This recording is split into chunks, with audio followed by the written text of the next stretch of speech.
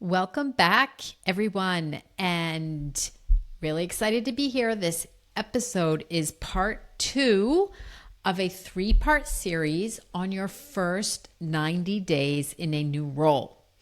In last week's episode, so that would be episode 29, we talked about your first week and how to be present and lead with presence rather than pressure, and building trust early without all of that stress the first week. So if you haven't listened, please go back and do that. But today we're moving forward into your first month. And this first month is a really pivotal time because often the adrenaline and the excitement of week 1 have worn off. You were really excited to get the role. You were excited to meet your team members, start working with your boss. But you've done all that. The onboarding guides, have now been read. People this month might not be giving you polite hellos in the hallway anymore. And they're looking and starting to judge, which by the way is completely normal. People do judge, but they're going to be observing you. How do you decide? How do you communicate? Are you showing up consistently? And what are those behaviors that they can expect? So in short, that initial watching phase is over, and you are now in the relationship and decision phase. And if you want to build trust, momentum, and authority, this episode is for you. So I'm going to give you 5 ways to think about how you should be showing up that first month, and also 5 very concrete things that should be on your to-do list. So the first thing, and I hear this from so many clients. So I usually work with clients for 4 to 6 months when they are starting a new job. And one of their biggest struggles is that they don't really know what their mandate is, and they don't really know what they are in charge of, or what they had been promised during the job interview process. Reality is a little bit different. So I suggest also, I did a podcast recently. You can go back and listen to episode 28 on navigating ambiguity.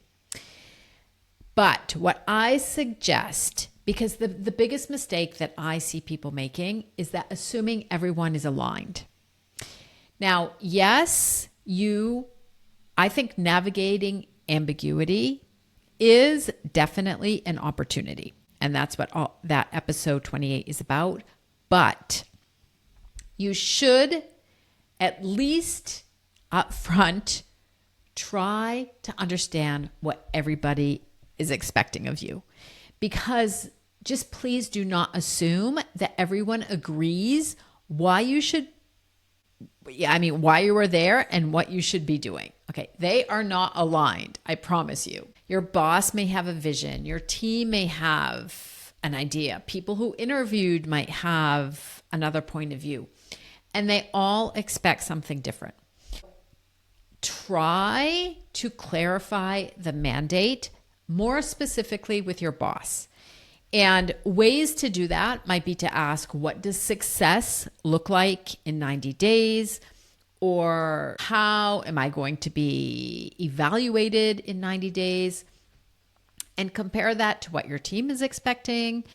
What did they think was the reason that you were being brought on? What are they hoping will change? So I had a client, and she actually assumed or had understood that her mandate was transformation, which a lot of times people are hired to transform the company. And when she sat down with her team, they told her what they wanted was stability.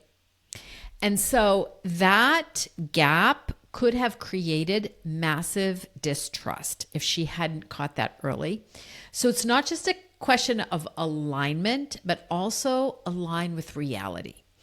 And the faster you kind of bring those assumptions to the surface, the easier the transition will be. My second point is start defining the how of your leadership. And what I mean by that is your style, because that is when you're going to probably be running meetings, leading initiatives, maybe going on client calls, presenting. And so your style is going to start showing up and not just your skill. And so the people around you are going to be noticing how you communicate decisions, how you give feedback, how you hold meetings. Do you follow through? And so this is your opportunity during that first month to define your operating system. And I personally suggest always sharing with the team how you like to work and also asking your boss how they would like to work. Personally, and I don't think it's not about being perfect, but it is about communicating your style and being consistent. That way the team will know what to expect. There's nothing worse than like walking on eggshells because they're not really sure how you like to function. So for me, I'll just give you some key examples of things I did when I took on new jobs. First, I came into a job once, all of the meetings started late. And like 15, 20 minutes, people would show up late. There was no agenda. That's not how I work. For me, I start meetings on time, I finish them on time, and there is an agenda. And I communicate that. And if people keep showing up late, then we have a problem and we discuss it. A second expectation that I had of those around me, because I've managed some pretty big teams, was no complaining. If you are coming to me either complaining or with a problem, that is 100% fine, but then you also come to me with some proposed solutions. And my third rule was no email after a certain time. And depends on, I work internationally, so I know that things are a little bit different, cultures are different. But for example, in France, it was no email after like 8 p.m., no calling the team on the weekends.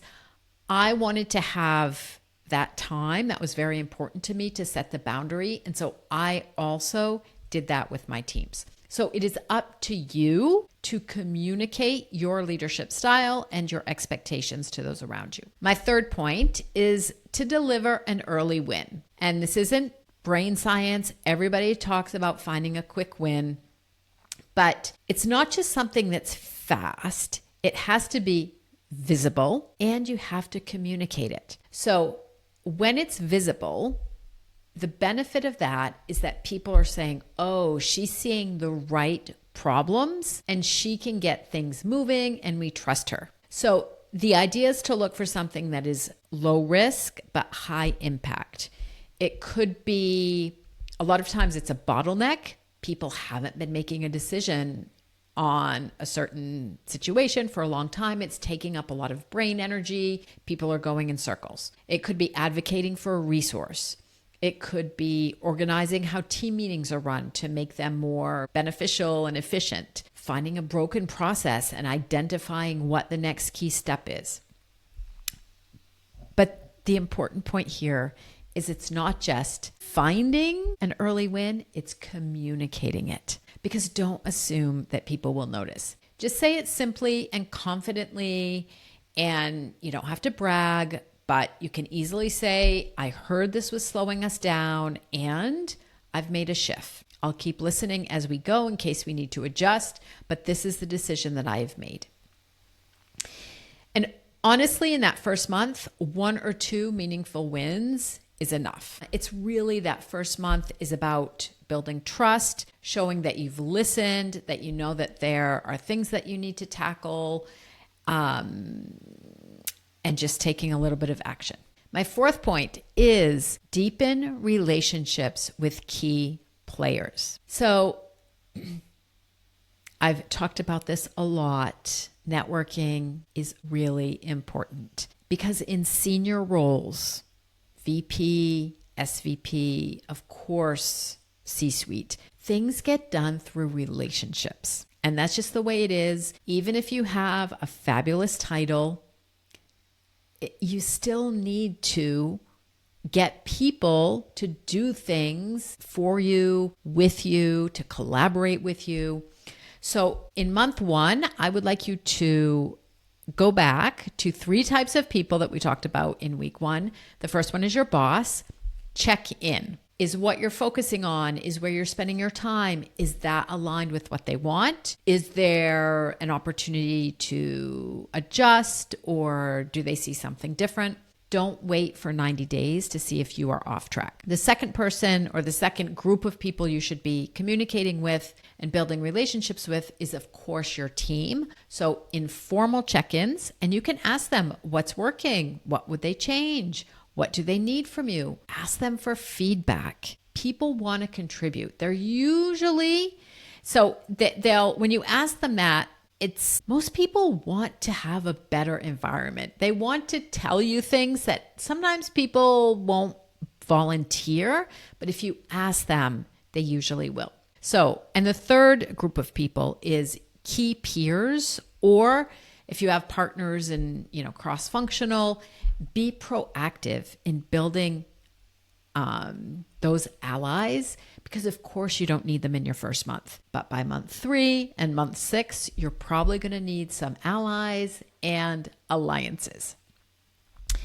And I thought this was a brilliant idea. One of my clients, she scheduled what she called a reverse feedback meeting and asked consistently during that first month for feedback. And she said to her team members, I don't want to give feedback. It's too early. I'm still observing. I'm still, getting the lay of the land, but I want to get feedback. What am I doing that's helpful? What's confusing? What's one thing that I could do better? It shows you're curious, that you're open, that you value their opinion. And with my client, that built so much trust with the teams. My 5th point is the pressure is going to start to build. Imposter syndrome sometimes starts to creep in. It's like week 1, everybody's smiling politely, but now you're making decisions. People are reacting. You might have made somebody mad already. And that is when your inner critic is going to say,